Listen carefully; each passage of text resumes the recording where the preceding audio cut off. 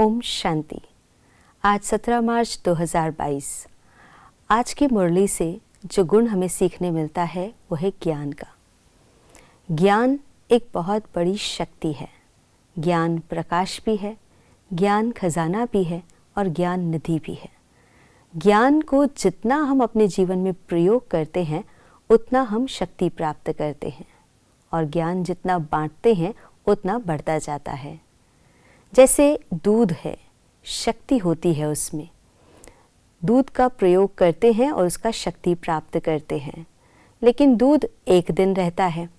अगर दूध को जमा दो तो वो दही बन जाता है और दही 2-3 दिन तक रहता है और उससे ज़्यादा शक्ति उसमें मिलती है। उसी दही को अगर मंथन करके उसमें से मक्खन निकाला जाए तो मक्खन और भी ज़्यादा दिन तक प्रयोग किया जा सकता है और दही से ज़्यादा शक्ति उस मक्खन में होती है। और मक्खन को अगर तपा कर के घी बना दिया जाए तो वो बहुत ही लंबे समय तक रहता है और बहुत ही ज़्यादा शक्ति भी देता है। इसी तरह से ज्ञान का सिर्फ श्रवण करते हैं, हम सुनते हैं तो वो पल, उस दिन को हम बहुत अच्छा बनाते हैं, हम अच्छा महसूस करते हुए सुनते हुए। लेकिन उस ज्ञान को अगर हम अपने जीवन में पढ़ते हैं और प्रयोग करते हैं तो उससे ज़्यादा शक्ति प्राप्त करते हैं। और अगर उस ज्ञान को प्रयोग में लाकर उसका अनुभव लेते हैं तो उससे भी ज़्यादा शक्ति प्राप्त करते हैं। और जितना इस ज्ञान का प्रयोग करके दूसरों को भी उसका लाभ देते हैं तो वो हमारी शक्ति बन जाती है। तो ज्ञान का प्रयोग करना बहुत ज़रूरी है।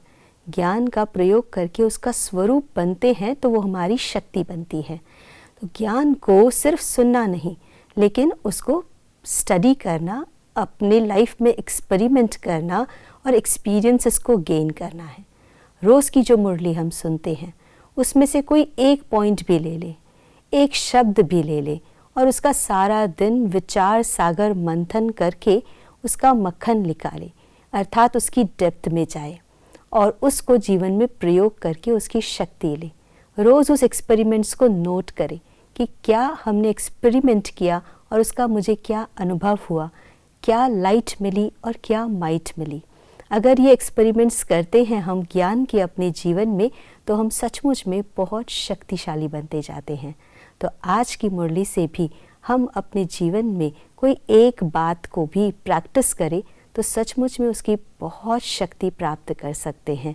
ज्ञान का एक एक पॉइंट अनमोल रतन है जो जीवन परिवर्तन करने वाला है। तो इस शक्ति का अपने जीवन में प्रयोग करें और इसका शक्ति लें। ओम शांति।